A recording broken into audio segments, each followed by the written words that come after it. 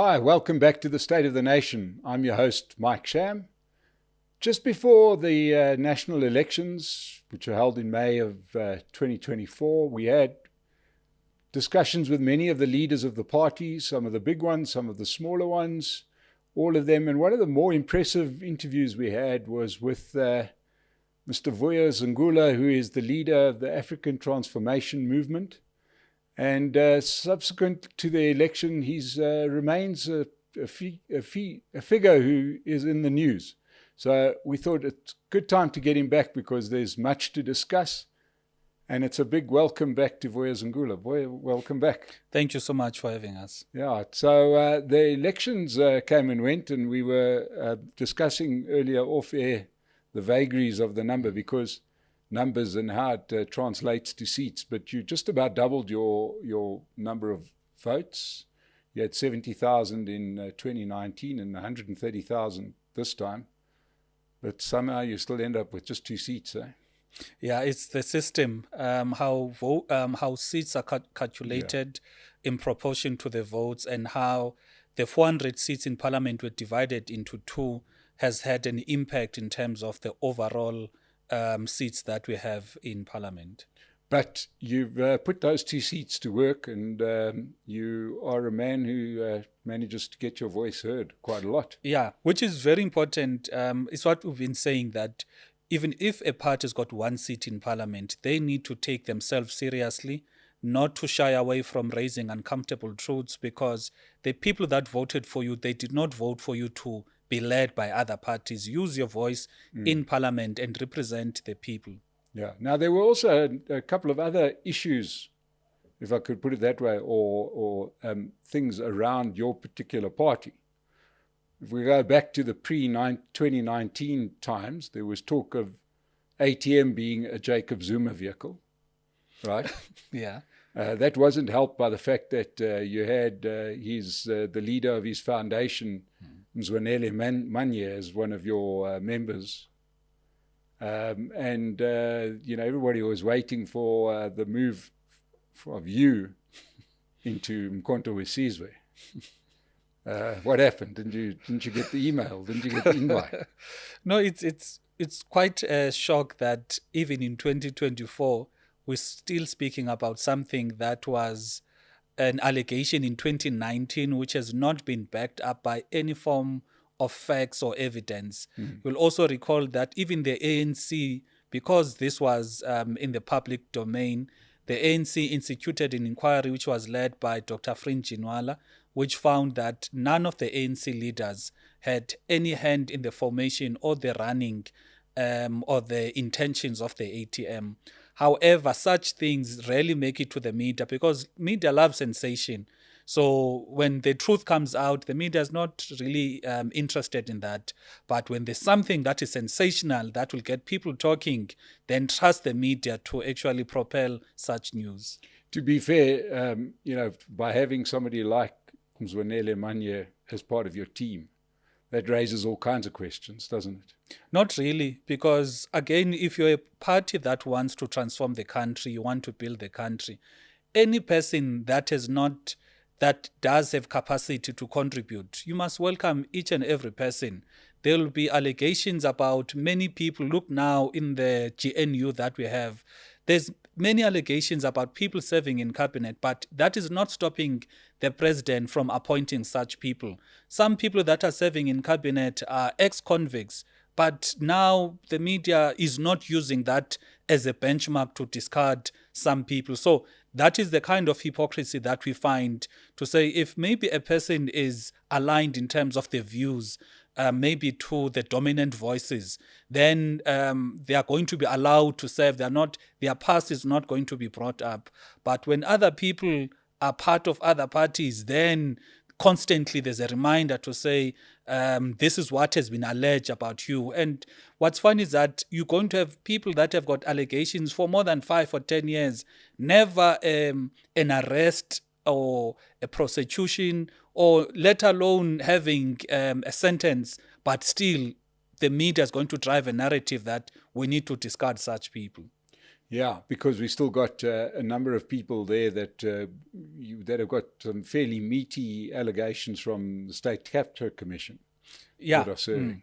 From I think if you look at the ANC, whether it is state capture, it is pala pala, it is other issues that were in the public domain, you do have people that are there doing their part, even with people that were not in government, but the manner in which they are conducting themselves now in government by appointing unqualified people into their offices. So it speaks to how there's a lack of consistency in terms of how the media is aggressive in pursuing or in painting some people, because you could have someone that is implicated in the State Capture Commission.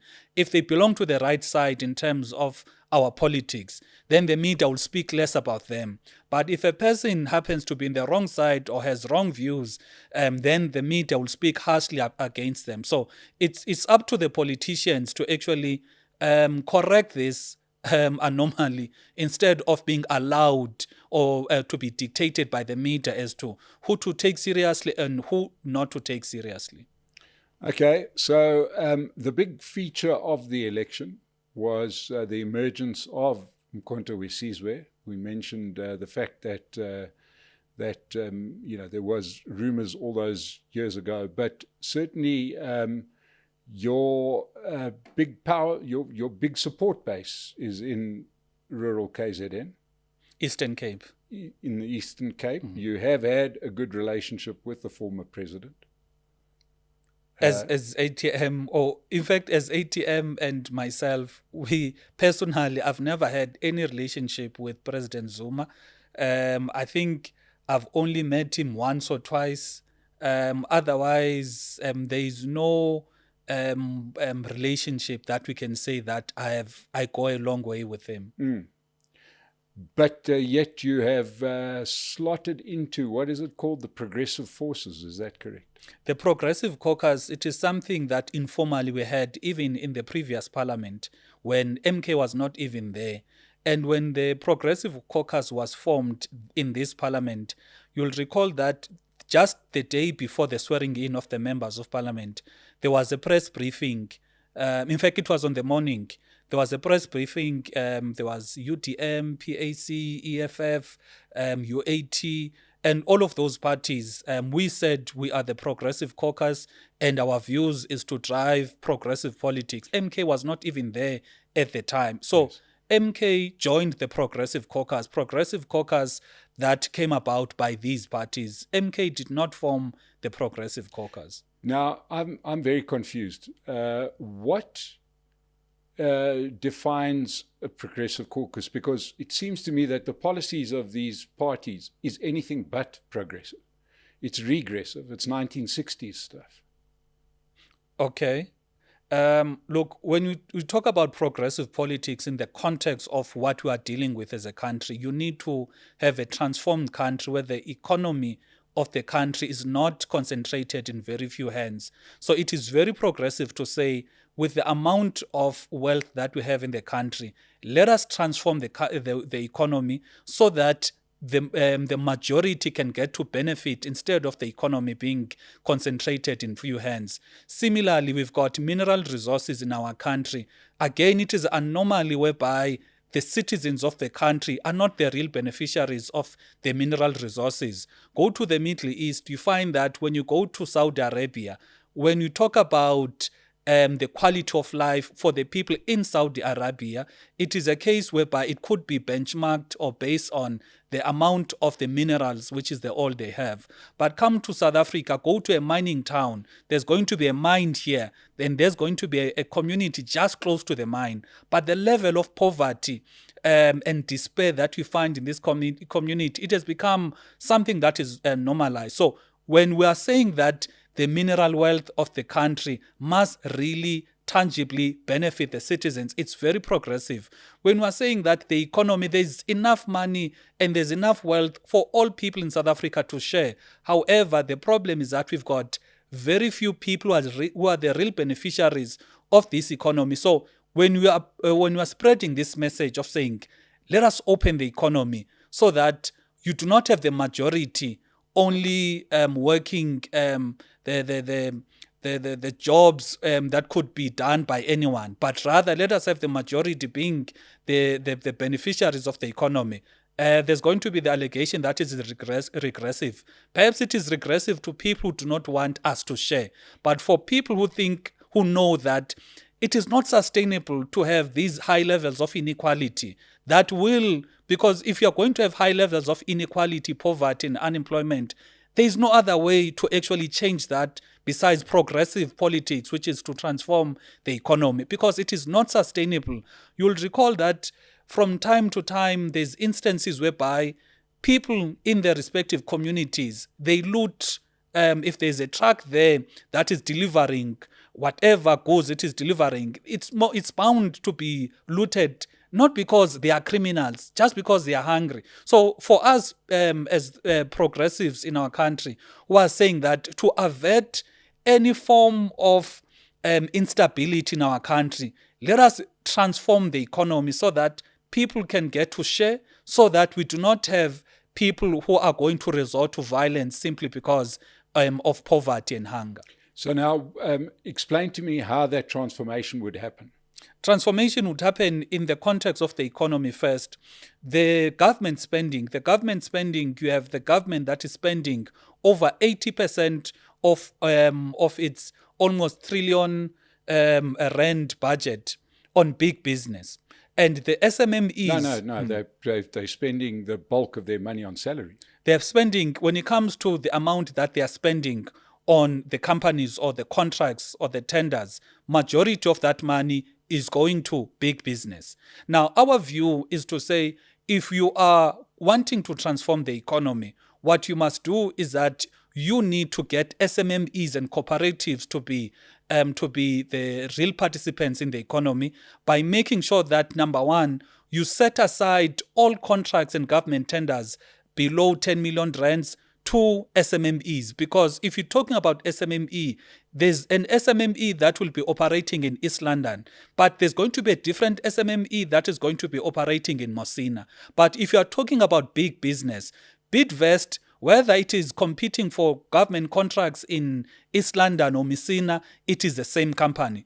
And again, we're saying that the biggest creators of jobs, as evidence in other economies, it is SMMEs. So because SMMEs have got that natural inclination to reinvest their profits into the economy because they want to grow, unlike what we have with big companies, because with big companies, the profits they have, they look for other markets where they want to grow. So it is in that context we're saying that tilt government spending towards SMMEs, so that SMMEs, it is not enough to say we're going to fund them, but you don't give them access to markets. Don't you think it would be really progressive, really progressive, in the sense that there's been so much proof around the world that the best way to achieve transformation is to make the government considerably smaller, right?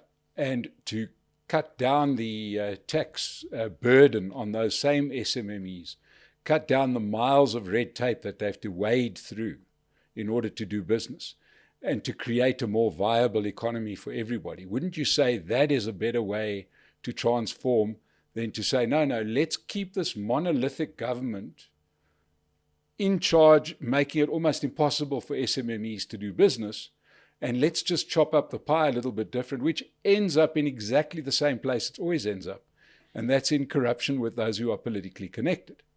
Wouldn't you say that it's way more progressive to say, do it the other way around, right? In other words, make government smaller, right?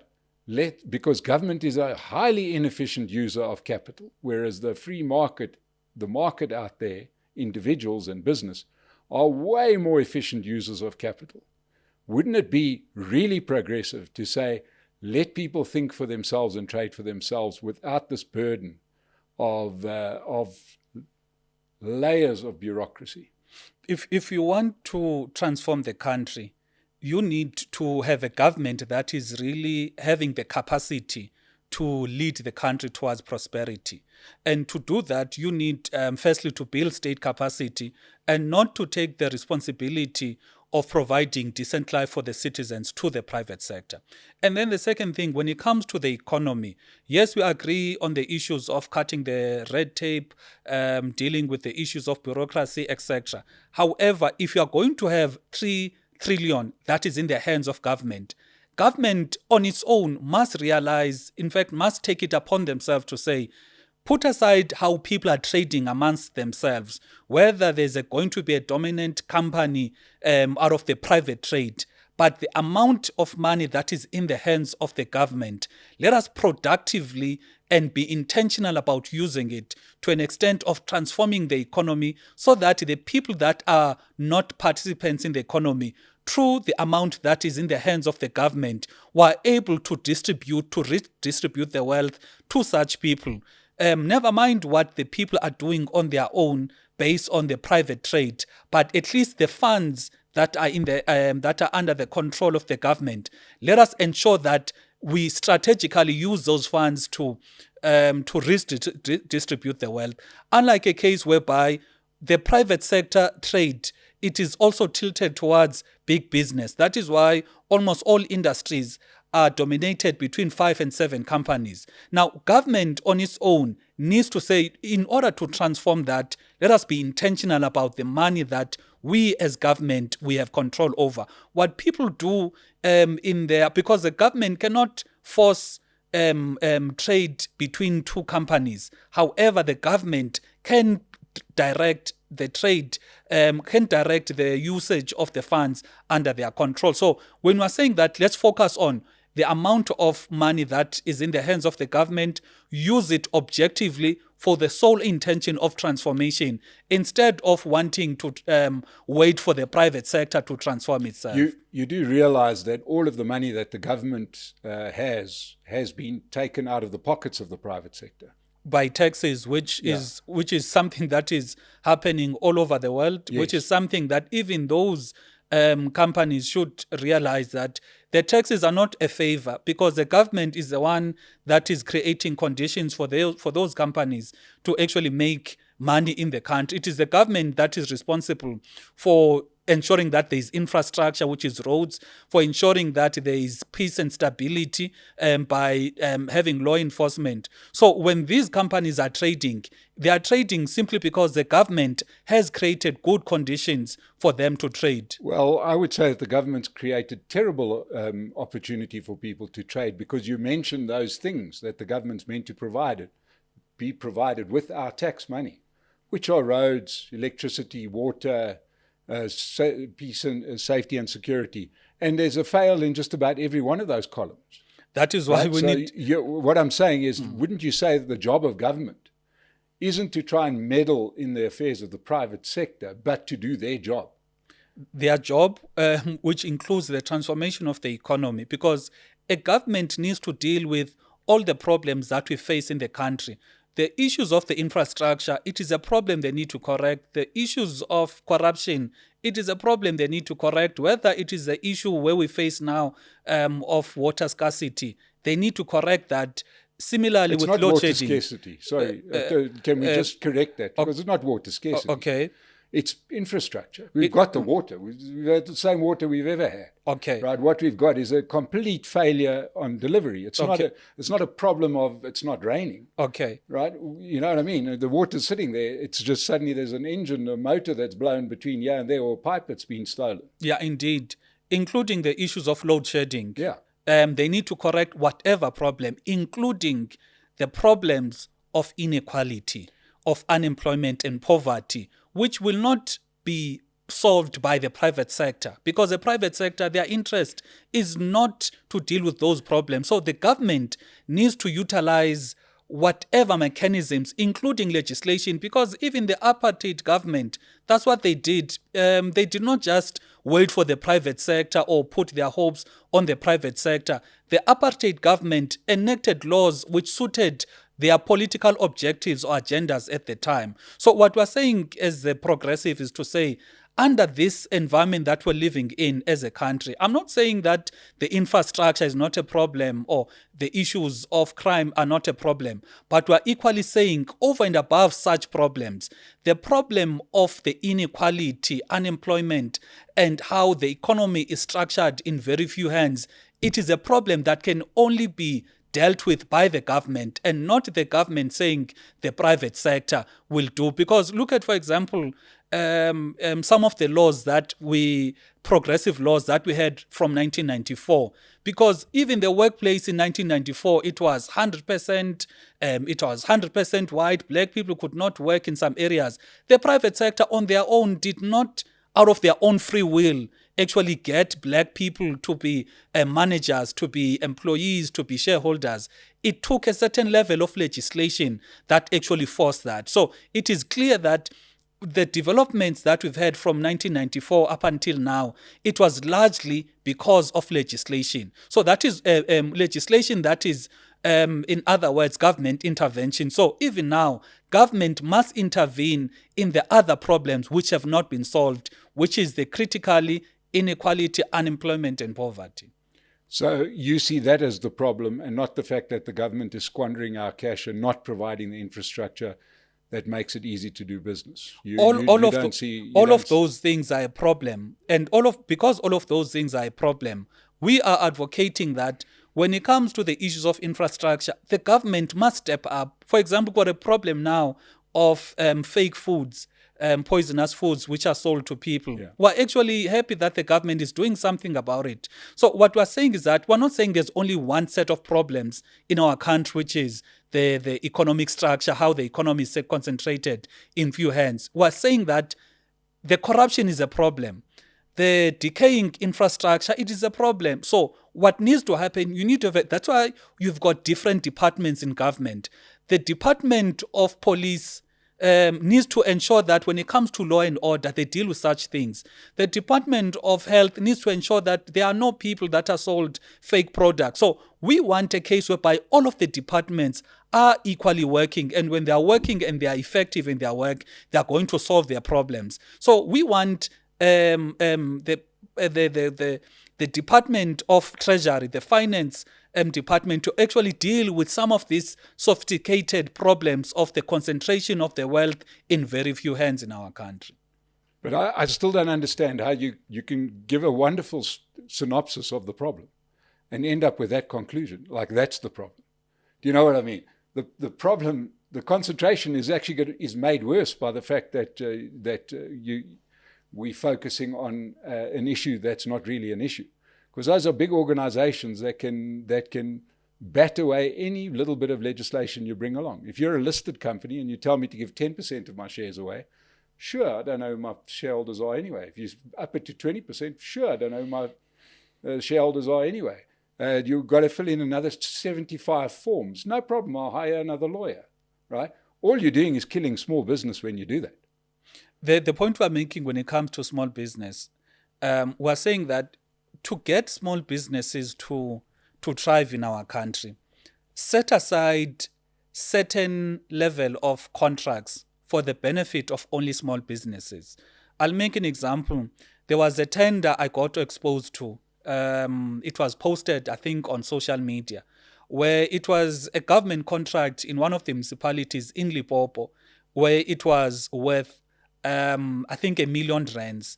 Our view, and it was that contract was won by Bidvest, and it was a government contract of delivering, I think it was toilet paper or some of these perishables. So our view is to say there is no way in which we would not have SMMEs in Limpopo with the capacity to deliver on a government contract worth R1 million. So because you find that the government has got a problem, they on one side fund SMMEs, but on the other side, they do not assist the SMEs with the market, because the government becomes the biggest market for SMMEs, but without any government intervention by saying, government, put aside certain contracts for SMMEs, firstly. Secondly, when it comes to the departments, whether it's a department or it's an SOE or it's a government, it's a municipality, you need to have set, if you're going to have a budget of 100 million as a municipality, make sure that a certain percentage of that is going towards SMMEs. That is how you slowly transform the economy. And if in the case of the government that needs to buy toilet paper, should price be a factor or not really? Price currently will be a factor. But the question is, what are you trying to achieve? Because if price was a factor for everything, China can beat each and every company, each and every individual in the country. But what does it do if we are going to get everything from China?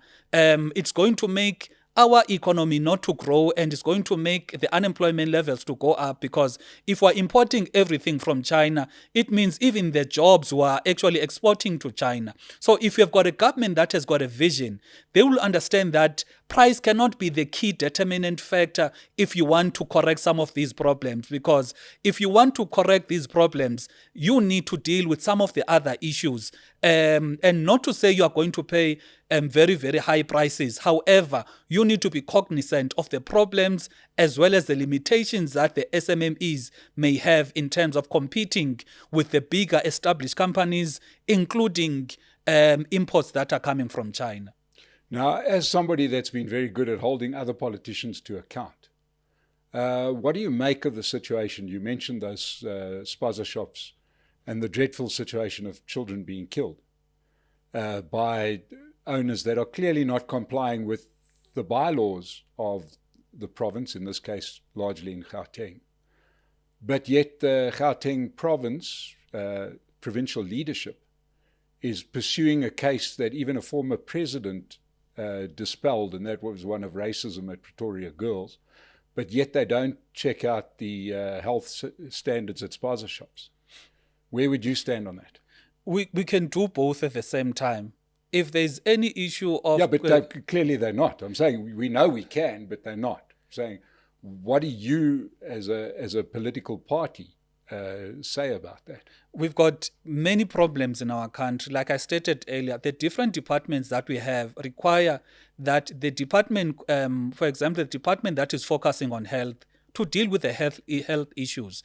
The department that is focusing on transport, they need to deal with such questions. If there's a department that is focusing on education, they need to deal even with the racism that is there in the schooling. We can't now want to have a department of education want to intervene in a question of spaza shop because it's far away from their mandate and their responsibility. So if the Department of Education is doing what they are mandated to do, and at the same time, if the Department of Health is somewhat lacking, we need to encourage and hold them accountable so that all departments equally do what is required by the respective mandates of the different departments. Let's just go with your with the Progressive Caucus as it sits, because one could make a strong case that if the Progressive Caucus, if the ANC had a change of mind, you could find yourselves in power. If that would be the case, we would not have a problem with that. However, what we've been adamant as the ATM to say, if we wanted to be in power for the sole reason of just being in power for vibes, you would have started the good part. We would have been there praising the ANC, because if you look at all of these other parties, they stopped holding the ANC accountable. They conveniently forgot about all of the issues of the ANC. Some were preaching very, very harsh things about the ANC, saying when they are going to these elections, they're going there with one mandate, which is to stop the ANC from being in power. Now that they could see that the ANC needs to partner with people, their language changed, simply because you've got politics of expedience, whereby out of convenience, people change their principles, they change what their values are. When we went as the ATM to the discussions with the ANC, we asked the ANC, what is the program of action? Because our view is that the government that was elected on the 29th of May, there were people electing a government to actually run government for the next 5 years. You don't just run government, from like a spaza shop. You don't know whether you're coming or going. There needs to be a set program. The ANC could not provide that. And we said we can't, because there was a delegation representing ATM. We said we can't then go to our leaders without any program to say, let us join this program, because what is to be done? Because the question that should have been clear from the ANC was the question is, what is to be done? From answering that question, and then you look at the alignment of policies. If a party is aligned, has got manifesto, a policy that is aligned on what is to be done, then you can work well. Unlike what we see now, whereby the ANC is pro-Bella, the DA is anti-Bella. You've got the ANC that is pro the SABC bill, the DA is withdrawing that bill. We've got the DA that is anti-minimum wage, the ANC is pro-minimum wage. Then what becomes the program of government? Because even on the question of our international policy, you've got the ANC that is saying Russia is our ally, and that is at the time Russia has got a conflict with Ukraine. Another minister saying, actually, no, Ukraine is our ally. So it becomes confusion simply because the entire setup of this coalition of the ANC and the DA, which is called, falsely called a GNU, is not premised on driving the country forward. Because even the DA, when they wanted to be part of the GNU or coalition with the ANC, they said to avoid the ANC partnering with the MK and the EFF and the other parties, we want to join in. So it has got nothing to do with we as a DA, we want to drive 1, 2, 3, and this is how we want to drive the country forward. It was like a campaign of fear to say, because we don't want such people in power, would rather go in. So that is the issue that we have with this current arrangement, and that is why we've stayed principled to say, for us, it's not about blue lights, it's not about being in power.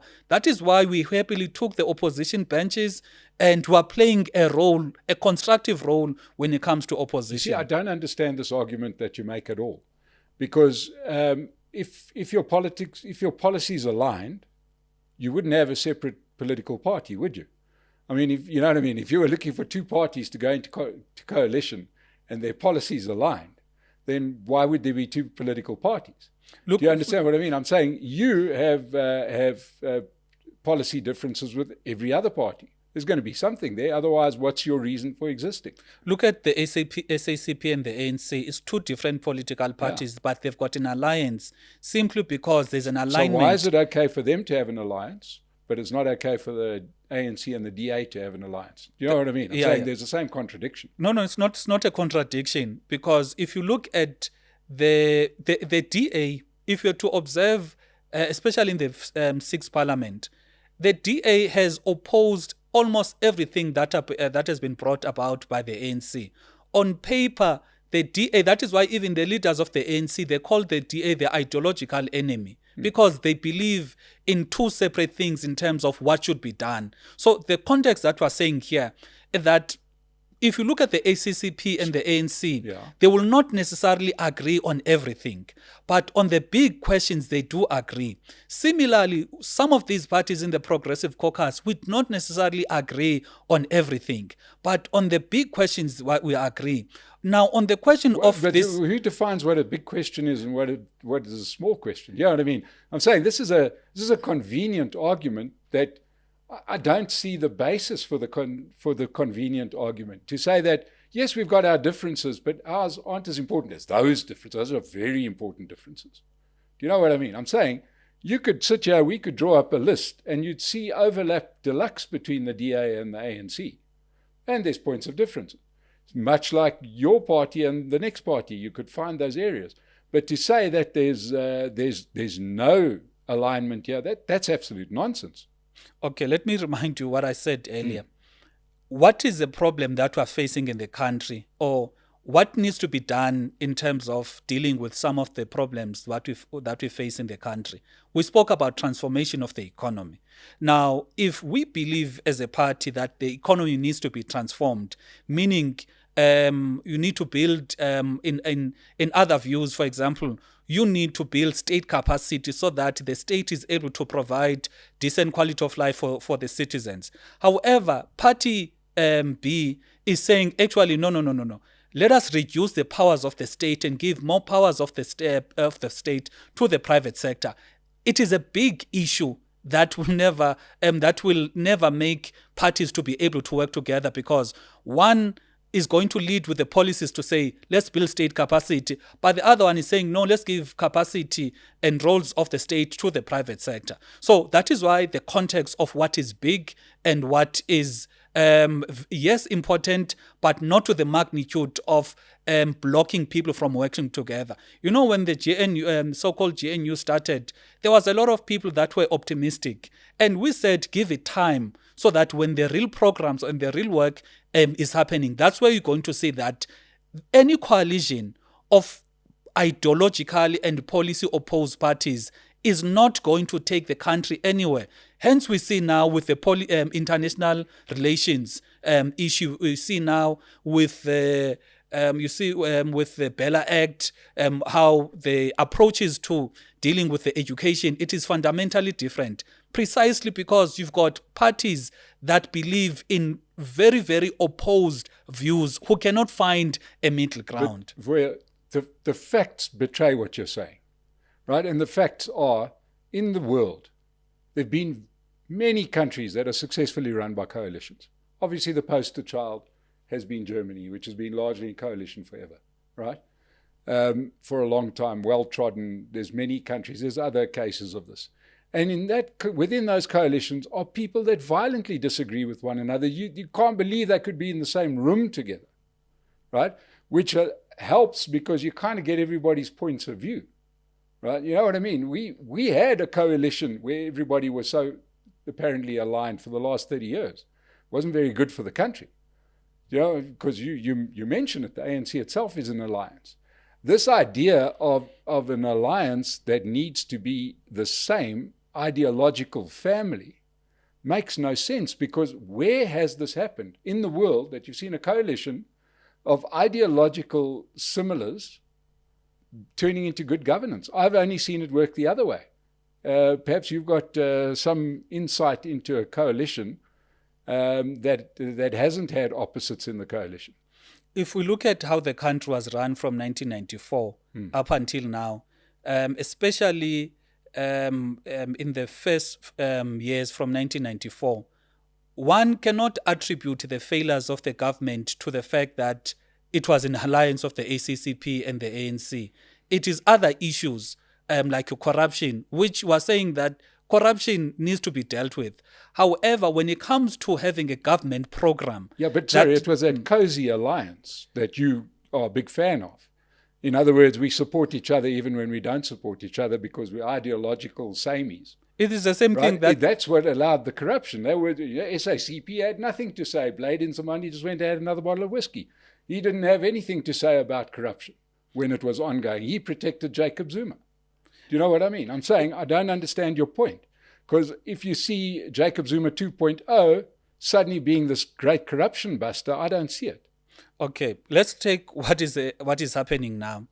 Because we must not conflate issues and think that the running of the country or having a coalition or having an alliance naturally breeds corruption.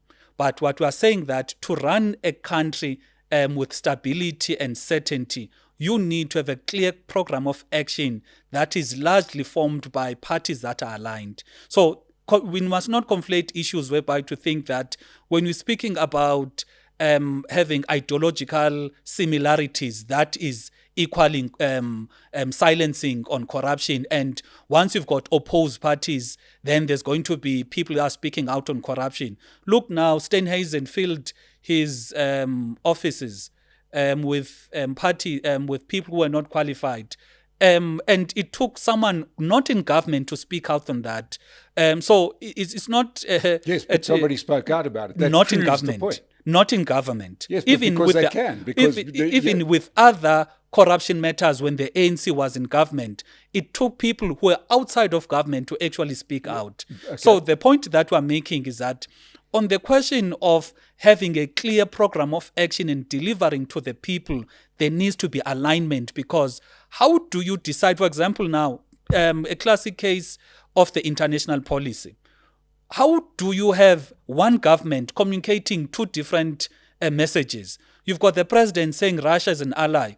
You've got a minister of agriculture saying, but no, he's not. The president was not representing us. It speaks to the issues of having ideologically opposed parties in the same government. You see a case now when the a minister of agriculture marching against the very same government that is part of for signing a Bella Act, which is now needs to be implemented, simply because he does not agree. So you've got cases whereby because they do not agree on what needs to be done, then they get to be in conflict, which then affects what is happening in terms of the programs. However, if there was alignment, there was going to be a clear program of action, because more likely than not, these parties are in alignment as to what needs to be done. Well, maybe you just catch me at a bad time, but I recently, in that very same seat, had Matthew Pauser sitting here, telling me how he was one of the instrumental movers behind making Jacob Zuma the president.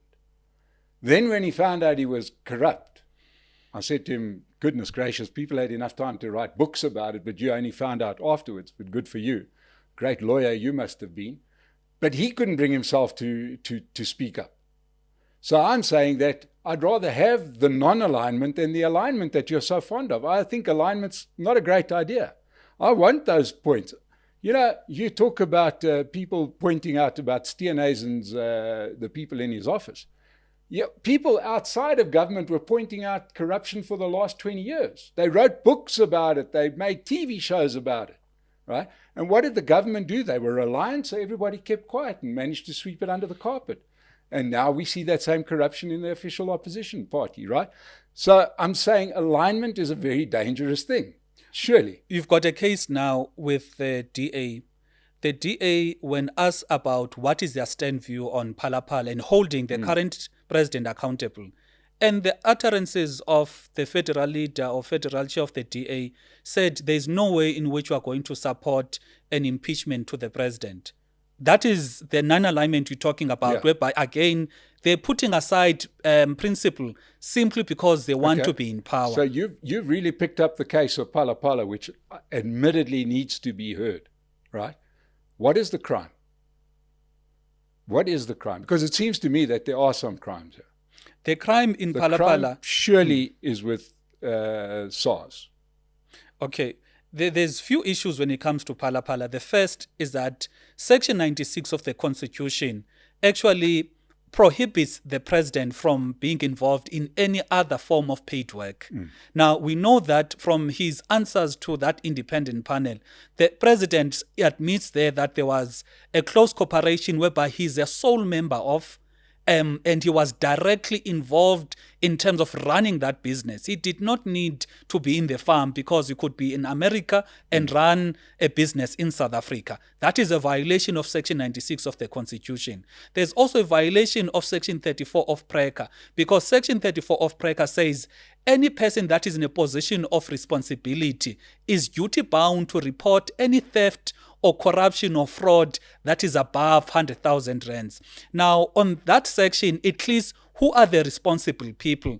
And a member of a close corporation is duty-bound to report any theft, fraud above 100,000, and not just to anyone, but to an officer in the DPCI. Now, the president was aware of a theft above 100,000 rands, but did not report to the DPCI. So what we're saying as the ATM is that if we want the country to have a good direction in terms of dealing with corruption and any abuse of power, let us hold the people that are in power accountable. 100%. And that is what we've been pushing on the issues of Phala. And what we've been trying to do, for example, if we wanted power, by all means, we could have said, hey, President, we want ministerial positions. We'll keep quiet about Phala. Yeah. What does that do? It makes our country to be a mockery, because politicians are just making noise or making negotiations about for them to actually ascend into power, instead of fighting for good principles, so that the country is run by good principles. So that is why we take an issue with all of these parties who have now suddenly changed their tune simply because of blue lights, because we believe that is not going to take the country anywhere. Okay, so that is fantastic, and I wish you all the success in taking that case forward. Now, surely everything you said applies to many parliamentarians right now, and some are in your Progressive Caucus. Are you going to be as vehement in following other parliamentarians? Because, I mean, we know that there were, 5 volumes of state capture, and many of the chief protagonists of that sit in the MK party. Are you going to be taking that forward? They actually sit in the ANC. We have been pushing. No. Brian Molefe, Lucky Montana, the list goes on. Surely, you've got Rogues Gallery there. So are you going to be pushing that just as hard? Even in the previous parliament, when that report, State Capture Commission report, was actually published, we said Parliament must take it upon themselves to implement this report.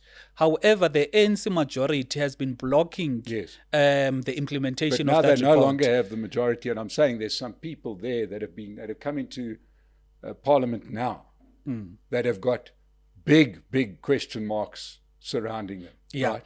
Are you going to be fighting those cases as well? Please tell me, as a long-suffering taxpayer, that you're going to be after those people as well. What we're going to be doing is to enforce the full implementation of that report, and we'll also encourage any other person that has got some legal issues with the report to actually go to court, seek to overturn the report when they feel that that report maybe is not up to standard. And then the last thing on this issue, Mike, there's this perception that corruption is a matter of perception. Our view is that corruption should not be a matter of perception. If I say you are corrupt, it must not be that I say you are corrupt and then someone listens to our conversation and then says, no, actually Mike is corrupt. Where is that coming from? No, Vuyo said he's corrupt. Rather, it must be a matter of we've got functional law enforcement agencies in our country. All of these people that are claimed to be corrupt, from the MK, from Machela Koko, and all of those people. The question would be, if they are so corrupt, why are they not charged? We've got someone who's said to be independent in the NPA. So there's not even a case whereby people are going to say, but no, there's political interference. Why are they not charged? So we would want a case whereby if a person is indeed wrong in terms of the law, let them be charged, let them be prosecuted and have their day in court. And if found guilty, let them serve a sentence. However, in the absence of that, we can't be having conversations by making allegations to say so-and-so is corrupt, whereas we should be fighting for these state institutions to actually do their work, because we are going to have an endless cycle of maybe corruption after corruption, simply because corruption is a matter of perception. However, if we could stop this notion of making corruption a matter of perception and make corruption a matter of law enforcement, whereby there's actual charges, prosecution and conviction. That's how we're going to deal with corruption, not by going to the media and just saying people are corrupt, whereas NPA, the Hawks, cannot produce even one charge sheet against such individuals. Do you think the NPA are throwing these cases? I would not know. It's something that boggles us to say, if they had so much faith in the State Capture Commission, which the taxpayers spend so much money, why aren't we seeing any convictions? Why aren't we seeing any charges? Even the recent one, Zizi Kodwa, he was charged. A few weeks later, that charge was dropped. The question is why? Yeah. Well, ladies and gentlemen, we do have good politicians in South Africa, and here's one. We don't agree on everything. He wants to take my farm. Sorry, you can take my farm. I don't have a farm. But it's great to have a young man with the right ideas, and let's support him as he tries to hold politicians to account, as long as it's all of the politicians. Vuyo Zungula, thank you so much. It mustn't be this long before you come back on. To everybody that joined us, thank you, and thanks to Pace Car Rental for sponsoring us. And we will see you again. Hopefully you will have subscribed by now. We'll see you again on the State of the Nation. Thank you. Thank you, Vuyo. Thank you.